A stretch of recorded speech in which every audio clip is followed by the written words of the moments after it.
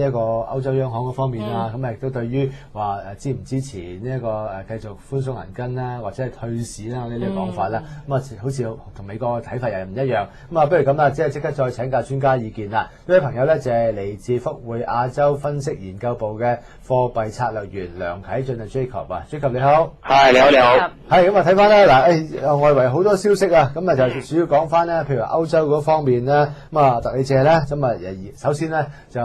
話呢一個退市嘅計劃嗰度，佢哋就似乎同呢個美國嘅角度唔一樣喎。咁啊而家咧就再睇翻究竟歐洲咧個環境啦。咁啊嗱，美元反彈啦，歐洲主要貨幣咧亦都開始即係回軟啦。咁啊究竟咧就而家歐洲嘅環境同美元嘅關係係點啊？嗱，其實睇翻如果歐元嚟睇咧，今日你話做翻個回調，實屬都正常啦。因為我哋睇翻特別是譬如話英鎊咁樣啦，即係歐系貨幣嚟講，呢個禮拜尾咧其實升翻唔少啊。我哋見到其實歐元去到1.49，即係大概1.5樓下咧，遇到阻力都實屬正常。因為始終今日禮拜五啊，通常嚟講匯市講去到禮拜五咧，梗係會有啲獲利平倉盤嘅。但係事實上你話睇翻歐洲嘅前景就唔至於話太過差啦，好似譬如話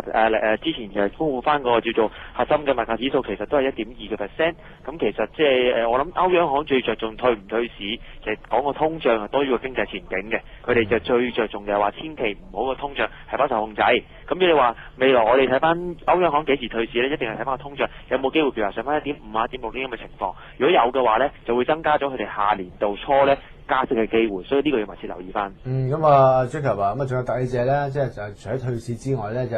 講翻咧對於歐元啦，想唔想成為呢一個即係叫做國際貨幣嘅言論啊？咁啊佢啊即係暫時嚟講咧，就無意想歐元咧就取代咗美元，咁啊即係做呢一個主要嘅貨幣。咁啊言論一出咧，當然咧就借勢令到美元有啲反彈咧，歐元就面受沽壓。咁啊呢方面你覺得特里謝係咪刻意講出嚟幫一幫呢個美元嘅咧？其實都係嘅。其實佢幾強調就係話維持強勢美元呢個重要性喺度，或者佢都咁諗啦。始終歐元如果升得太多嘅話，其實對佢本身歐盟嘅國家嚟講嘅出口亦都有一定嘅影響。事實上繼續升嘅話，當然佢唔怕升值，但係始終你要維護本身歐盟區本身自身嘅利益嚟講呢，佢都要出口術㗎啦。事實上佢哋遲啲都會開會討論翻歐元區嘅匯率嘅問題。咁但係我相信呢，你話出口術好似譬如話加拿大之前有講過啊、紐西蘭等等啊，或者譬如話英鎊呢啲英央行方面嘅行為，我相信歐洲區就唔會點樣發生，因為佢哋都曾經嗰陣時由1.5升到1.6嘅話呢，其實佢哋都未怕話真係一個大幅升值嘅。所以你話可能短暫上過歐元區收斂啦、升勢咁啊，維持翻穩定少少。佢哋最着重係穩定多過話升值，因為急升，譬如好似英鎊咁樣由1.6升到上1.64，佢哋就唔係咁太過歡喜啦。始終匯率穩定呢，先係最能夠讓公司企業呢即制定策略嘅。所以其實呢一點呢，如果太過波動，亦都唔係太過即係可以可取嘅情況之下呢，咁佢哋只係需要穩定，就多過話即係太過波動升值啦。咁但係如果睇翻個基本嘅經濟情況嚟睇咧，歐洲咧係咪同即係英國咧都係未有機會咧，即係加息咧？即係即使出口術咧，其實都對嗰個貨幣嘅政策都冇乜太大影響嘅啫喎。其實係嘅。如果你話睇翻暫時加息嘅預期嚟講咧，相信歐央行咧本年度就未必有機會㗎啦。你話真係最快可能有啲即係可能好出人意表嘅經濟數據出嚟嘅話咧，其實講緊可能係12月，甚至乎即係最快即係可能喺明年1月。咁大部分預期嚟講啦，可能明年嘅3月份咧，就最有機會係歐央行加息結息嘅。你話相反，英國方面就應該加息嘅會真係微啲啦。我諗佢哋首先都會考慮翻點樣退出翻嗰1750億嘅定量寬鬆政策引出嚟嘅銀紙啦。咁其實即係你話加息嘅話，我諗暫時嚟講佢哋就未有呢個需要。始終英國方面呢，事實上而家又升翻去1.64，咁啊高見過呢啲位置啦咁其實佢哋又會唔會擔心升得過急呢？咁呢樣都要慢慢俾市場要揣測翻。始終英鎊當然有追落後嘅情況啦。咁但係升得幾多呢？其實而家去到呢個關口都要停一停。咁啊係啊，即係見到英鎊對美元咧大幅反彈咧，1.5969上嚟1.6269啦。嗱呢度亦都睇翻咧，英國央行嘅貨幣政策委員會嘅委員咧就講翻啦，好似追求個言論一樣咧，就話即係政府嗰個抌入去嘅錢咧仲起緊作用，即係睇翻預期咧未來都仲會令到英鎊呢邊嘅支持。咁如果投資者嚟講咧，咁啊見到英鎊咁嘅勢，仲有上升空間，但係搏唔搏得過咧？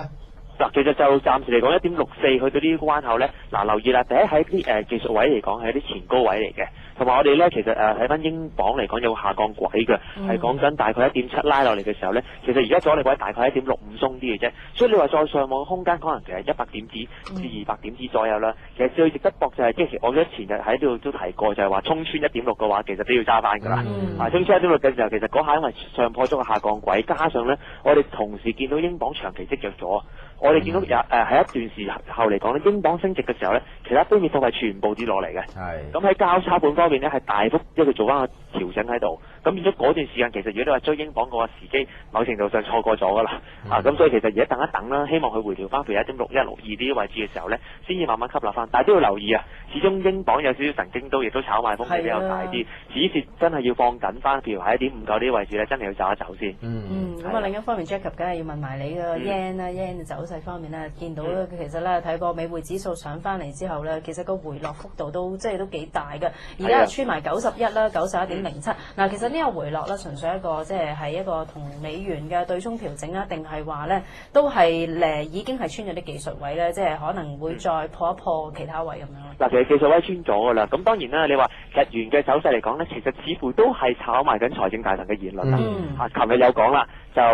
即係佢冇講過話強勢日元咧有利日本經濟嘅咁樣。咁消息出嚟自然啦即係對於究竟嘅態度又好似唔係好想強日元喎跟住又照回翻落嚟。技術位嚟講，我曾經提過就係90.5，如果企得穩嘅話咧，上網都要去到92㗎啦。因為就係之前早排提一提，其實就喺個90.4啲回翻落嚟啦。而家其實喺小時圖或者我哋可以話睇死小時圖啦，咁其實有叫做頭肩底嘅形態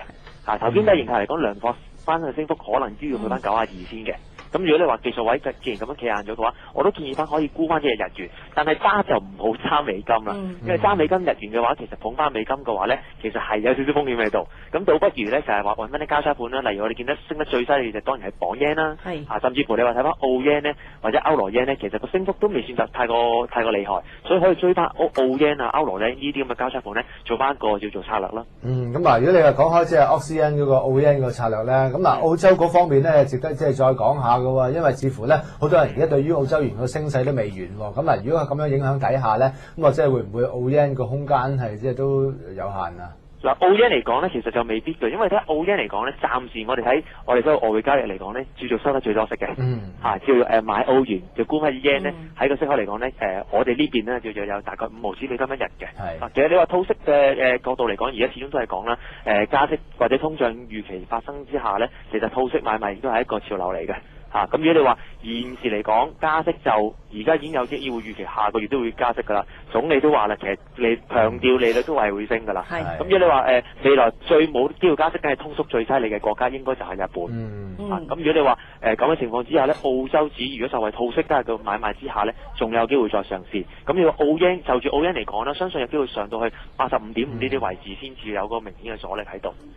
咁另外想問埋你油金價啦，嗱金價咧琴晚就回落咗啦，咁大家咧都諗下會唔會係有啲整固啦？咁但係油價咧就破咗77美元呢個關口啊！咁油金價你短期點睇咧？油價係咪有可能咧再試一試80蚊呢啲位咧？其實就有機會啦，咁但係始終呢個機會嚟講，就我相信嚟講微少少啫。因為點解咧？其實油價再升嘅話咧，一定會惹起譬如各國對於經濟復甦嘅前景嘅睇法。因為你知道油價升嘅話，其實對於整體復甦嚟講個發展咧會有阻礙。咁我相信去到78蚊嘅關口會先做一個整固先。真係要上穿80嘅話，恐怕就係啲央行都會擔心啦。所謂技術位破咗嘅時候咧，可能又會有個急升。咁到時就可能會逼個油組方面有冇機會喺個石油生產量嚟講咧，就有翻個調控啦。如果你話咁樣嘅話，會尤其是油價升咧，佢會打壓咗投資氣氛。投資氣氛一冇嘅時候咧，其實佢回落個幅度可能仲大添。所以其實油價我就未算話太睇好，不過金價就唔同。金價始終其實喺呢個情況之下，就算美金真係好弱嘅時候呢，